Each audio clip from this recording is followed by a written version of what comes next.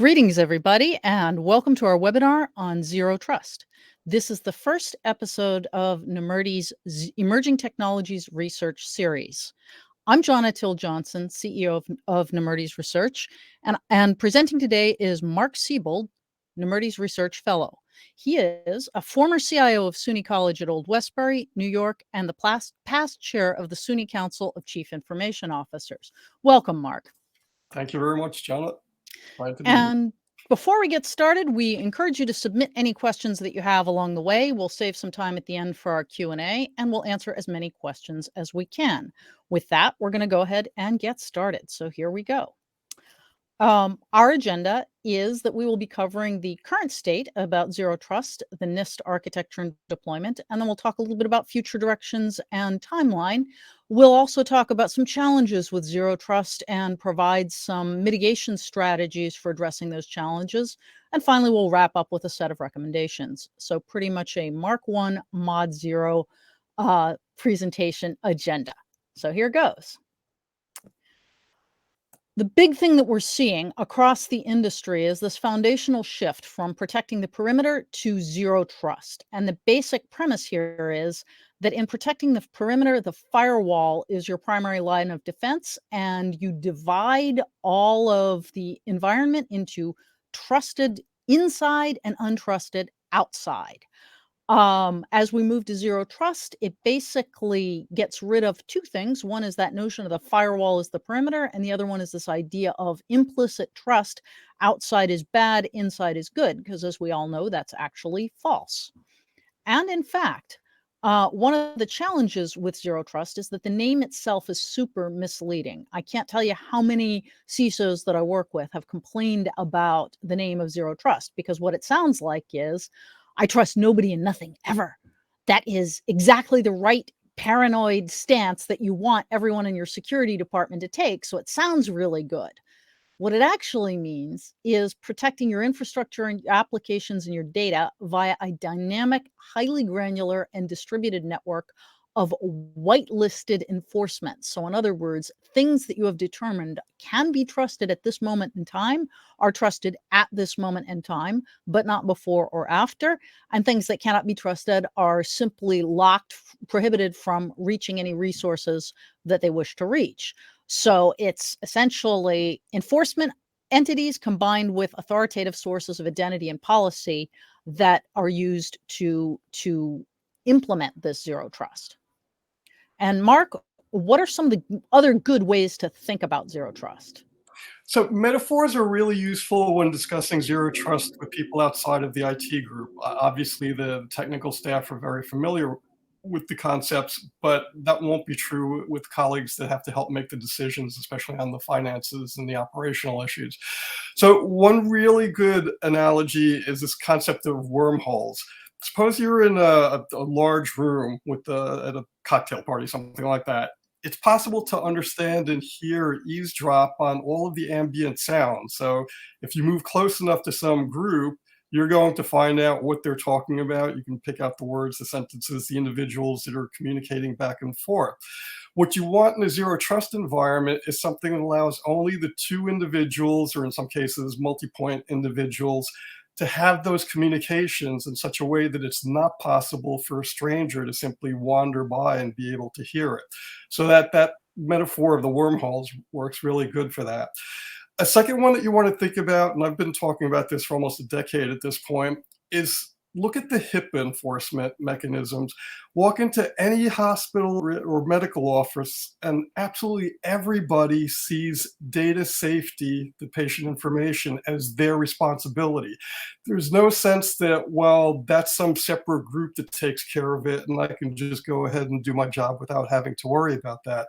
And we need to change from talking about information security to information safety so that we help people get to the point where the risks that are involved in some choices that they make that are discretionary, it's on them. They're responsible for helping protect all of the information. It's not simply the IT police or the security team.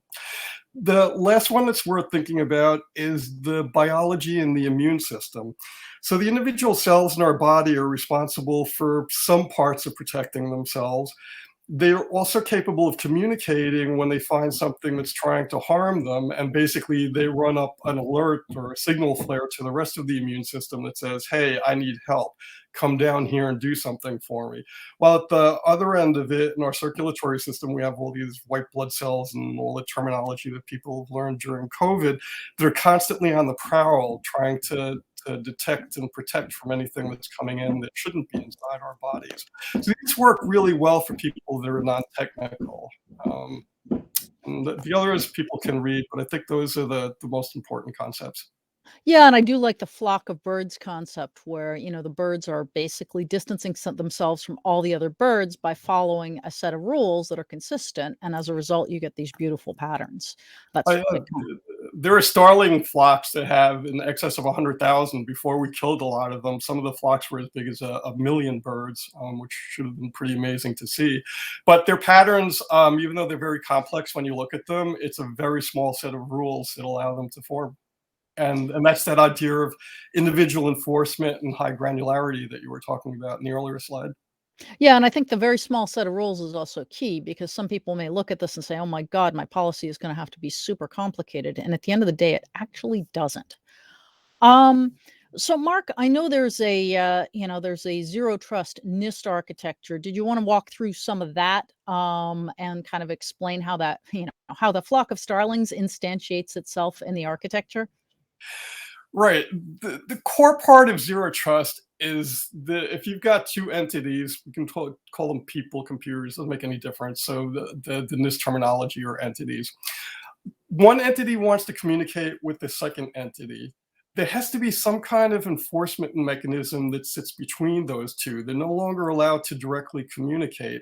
And that enforcement mechanism, in turn, has to have some kind of policy engine that drives what it's going to allow and what it's not going to allow. So, right now, in the non zero trust architecture, people can talk randomly to other individuals. It's especially true for incoming connections from the internet when you're talking about servers. What you want to do in a zero trust environment is disallow by default. You're basically approaching it from a least privilege point of view instead of a most privileged point of view.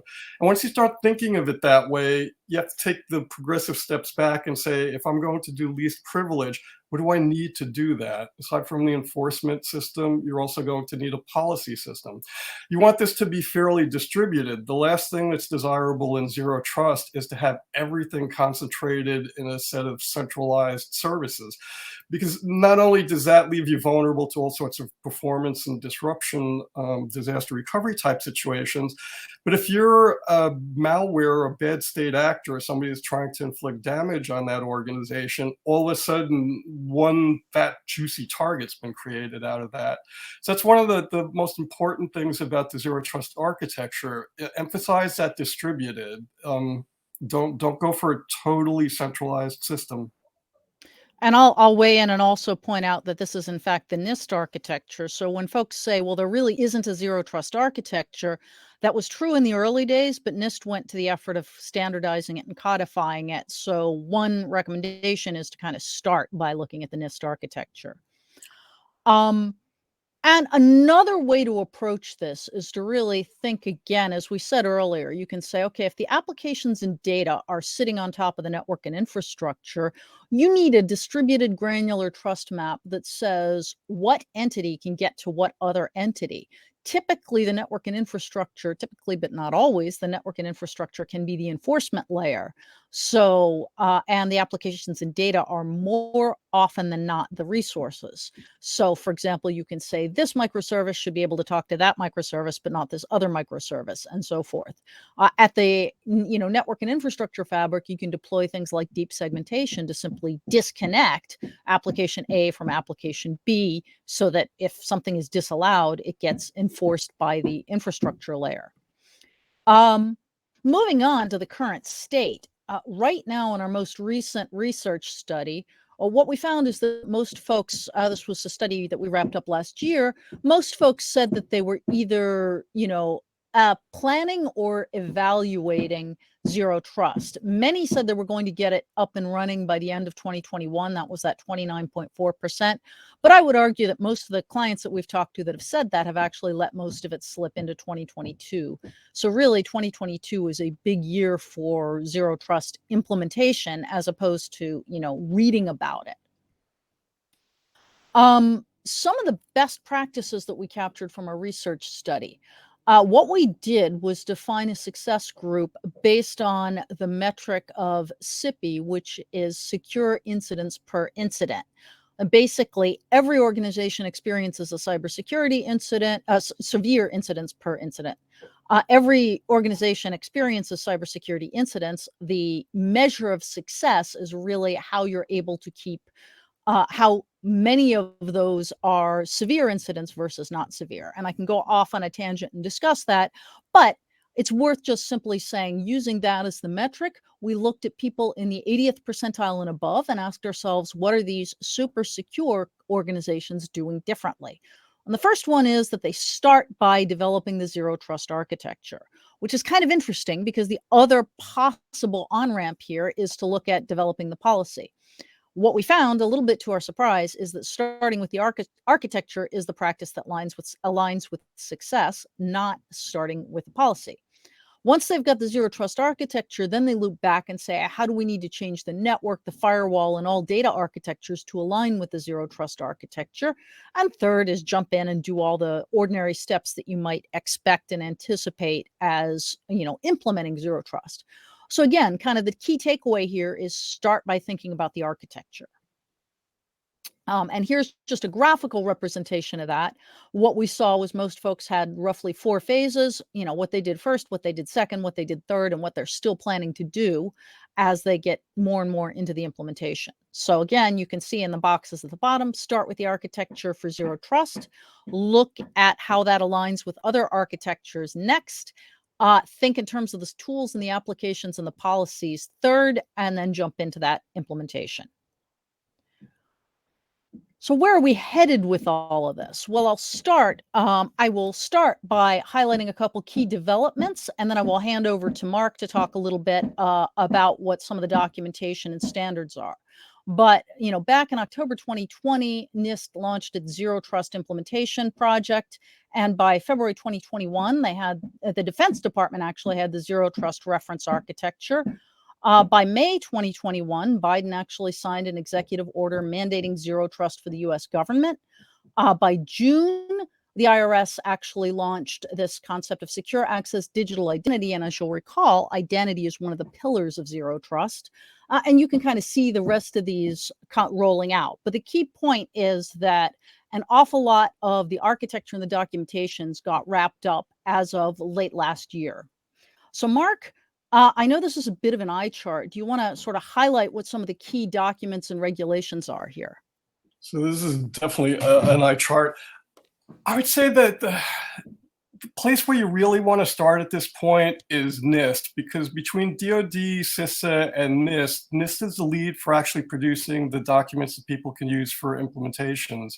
And while the original documents were basically theoretical, they were overviews of the architecture, NIST has moved beyond that. And their playbooks now actually say, pick one of these 3 companies for this level in the architecture. Move to the next level, pick one of these 2.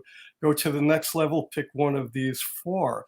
So the entire process that was taking as much as 2 years or longer for companies that were doing it before these existed, now it's possible to basically download them. And not only do you have the architecture so that you can decide how to do a mapping from that to your own organization, but there's no longer a need to go out there and evaluate the individual companies. It comes down to, if you're willing to do it, you can take the companies that have been vetted by NIST and then decide, all right, I'm going to go back and negotiate, or maybe one of these vendors is already somebody I'm dealing with, so I can implement their solution to it. But the need to figure out who's doing what is no longer there. And that's a tremendous time saver. There's very little reason at this point for people to try and reinvent that wheel and do it on their own. The executive orders, if people aren't familiar with them, it's worth going through because they're going to specify which sectors of the economy, which federal contractors are expected to do what, and they essentially have the force of law at this point. Um, Yeah, and by the way, I just want to highlight what Mark said about you don't have to, you don't have to reinvent the wheel. And NIST actually has about 18 companies that are on what I like to call the NIST list. yeah. So you really look at, you click on that and there it is, and they tell you who has what, and it's a good first starting point. All right. So when is all this coming together? And Mark, I'll hand over to you to kind of give the high level, and happy to dive deeper if need be. So the big takeaway in this slide is that the time frame has moved up. If you're in an industry that's part of critical infrastructure or a federal contractor, 2024 is today. Those are no longer out in the future. If you fall outside of that group, then the discretion is still to be able to have that much time. Reality is, though, especially with what's going on in Ukraine right now, is that the US has been in an undeclared hot war with Russia and China for many years at this point. And SolarWinds and the Colonial Pipeline were really the loss of innocence. There are no more illusions about just how much damage can actually be done. And we at Nemertes had started to talk with clients in the early fall already that when they're doing their scenarios for what kind of damage can be done, don't stop with things like ransomware or where somebody's trying to exfiltrate data, because there's going to come a time when the objective will be to destroy equipment, not to try and steal information or to hold it ransom.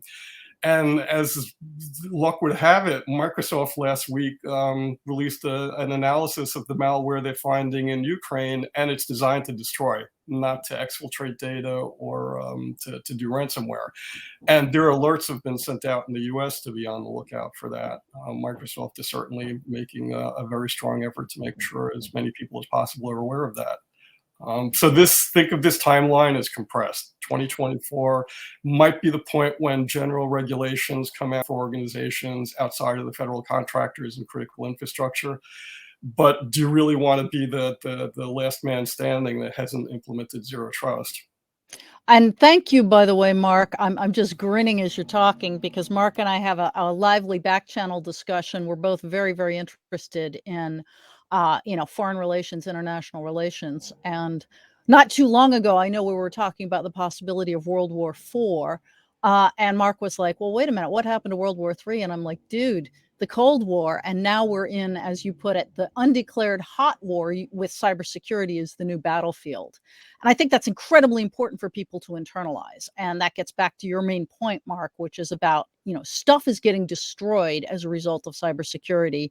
It's no longer, just you're missing a few files and they're locked up until you pay up. And this is a very, very big deal. So worth considering. All right. So, what are some of the challenges? I know usually when analysts promote a technology like zero trust, it's the greatest thing that ever happened. But I think we can be honest that zero trust isn't a panacea and doesn't solve everything. So that the first point is kind of obvious. Zero trust and security is a positional arms race. It's not a horse race where the bell rings and 2 minutes later, somebody's crossed the finish line and that's it until the next race. So that's very important to keep in mind. It's not a one and done situation. The other, and there's still a lot of confusion out there about this, is zero trust is an application level defense. So the need for local firewalls and defending the operating system itself does not go away. That's still a true weak point, especially when it comes to lateral movement. Supply chain attacks are still there. Something we all know about SolarWinds. That was probably not the first one, and it's definitely not going to be the second one. And of course, we've got LogJ. So who would have thought that something that had been around for almost 20 years was going to turn out to be something that turns the internet upside down and inside out? And of all pieces of software, it also happens to be in SolarWinds. So on top of everything else, they're back in the spotlight. We just talked about the fact that some of this malware is targeted to destroy, not to exfiltrate or to do the ransomware attacks. The last one is kind of interesting. Both Microsoft with loops and Google with tiles are basically the same thing. They're embeddable hot pieces of code into a document that will point to other things that can dynamically and in real time update what you're seeing in the document that has them embedded. So this is going to be a very big part of the zero code, low code environment. It's not difficult to imagine that documents will become a kind of default GUI interface to tools underneath that are providing analytics and data information. But by definition, both loop and tiles are designed to move data laterally. And that's exactly what most malware is looking for. So we're definitely going to have to be on the watch for that, because as loop and tiles become pervasive, they're going to be a brand new channel for code injection attacks. And I just want to highlight that it's not just Loop and Tile. There's also other collaboration products. And in general, cybersecurity has a gaping hole when it comes to looking at collaboration tools, because the assumption is Zoom keeps Zoom safe, Microsoft keeps Teams safe, Slack keeps Slack safe, etc. And the reality is, yes, these vendors do have security built in as far as it goes, but they are not aligned with a consistent identity and set of policies, which is what's required by Zero Trust in order to be fully secure. So another takeaway is, if you're in cybersecurity, you really want to think about how you're protecting collaboration and how you're bringing it into the fold, whether it's Loop and Tile or whether it's something a little more prosaic like Teams, Zoom, and Slack. Right, there's a super convenient to use plugins and all of those tools that allow direct data transfer. How many of those have any kind of authentication past a user account and password? Once they're authenticated, everything goes. Yeah, and moving along, another issue that's a big concern is the single point of failure issues, which is what happened with Facebook, where DNS resulted in end-to-end failure. If you think about it, if your entire cybersecurity scenario is dependent upon identity and policies, any failures of the policy engine or the identity engines is going to bring the entire system to a crashing halt. So one of the things you'll want to do is implement out-of-band accesses that don't share the SPOF with primary access, and have resilient or redundant implementations of SPOF, single point of failure, whatever, whether that's your policy engine, whether it's your identity engine.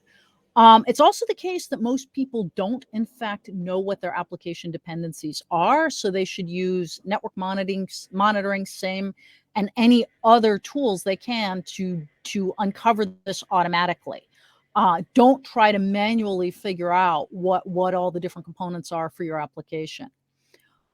Zero Trust doesn't specifically address insider threat, although one of the strengths of Zero Trust is that, in fact, it can be applied to insiders.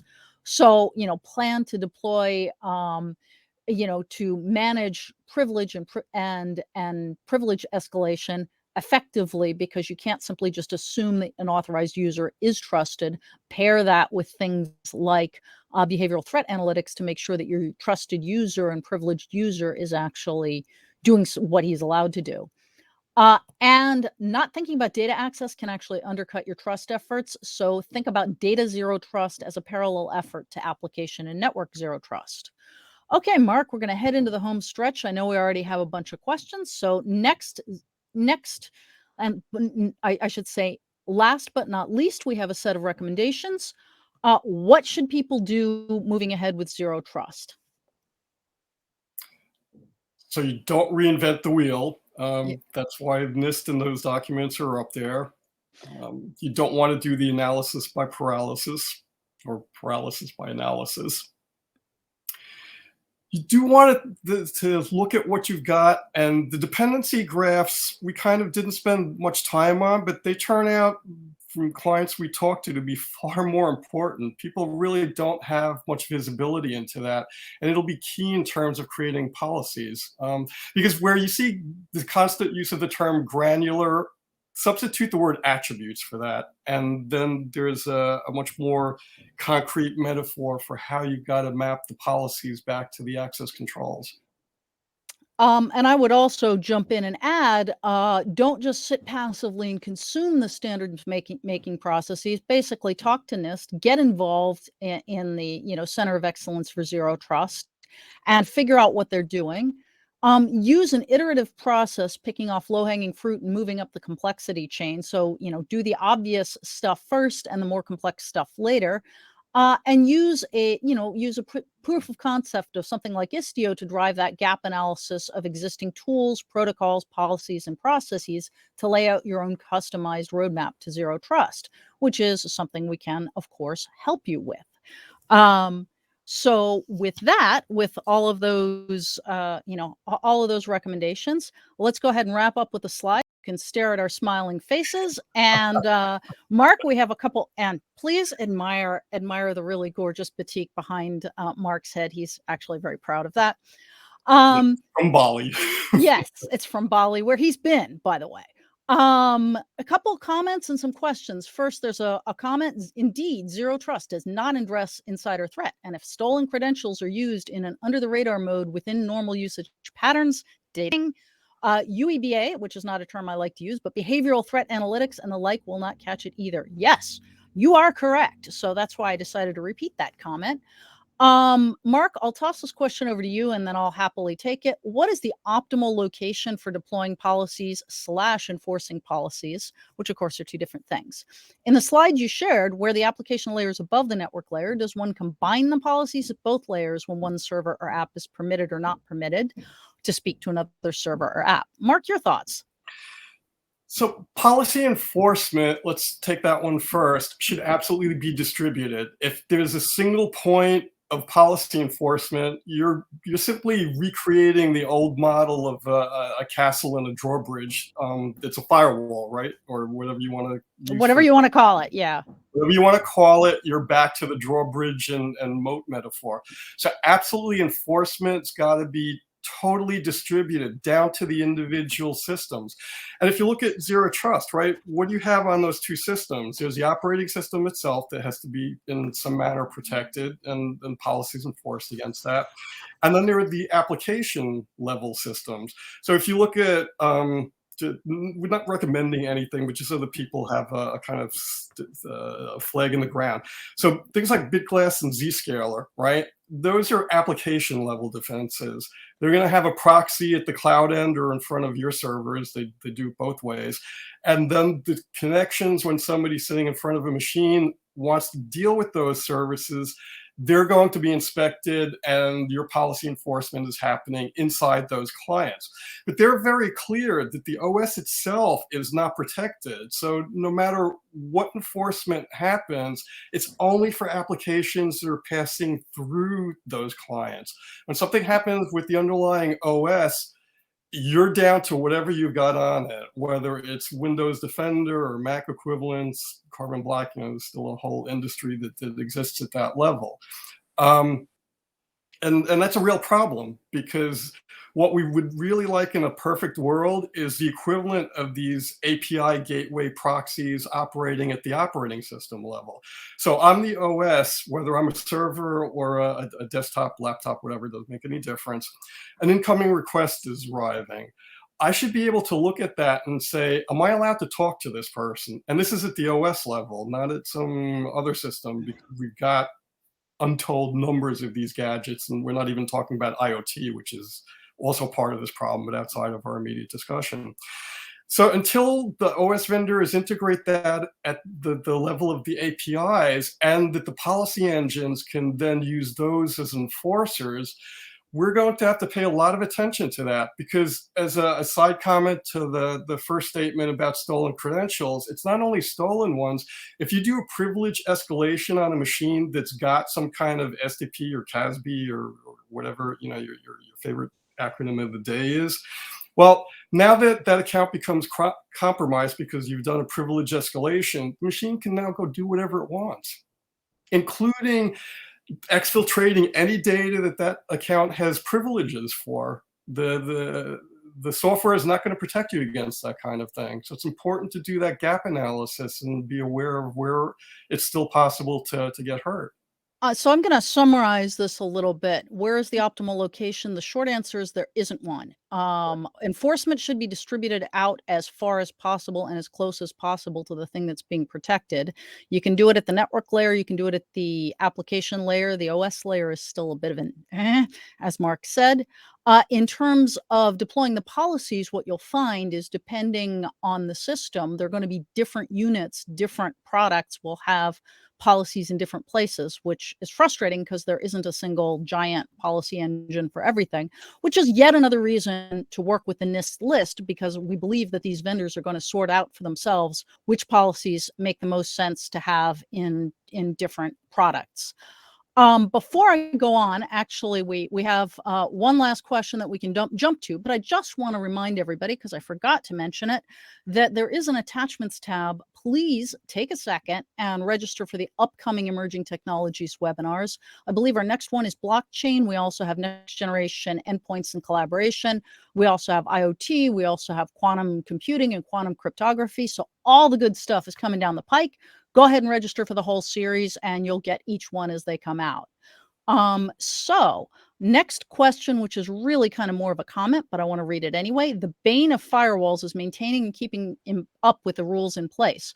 Wonder if zero trust will mire us in a similar swamp if policies and rules are deployed in a granular mode across multiple layers and multiple points.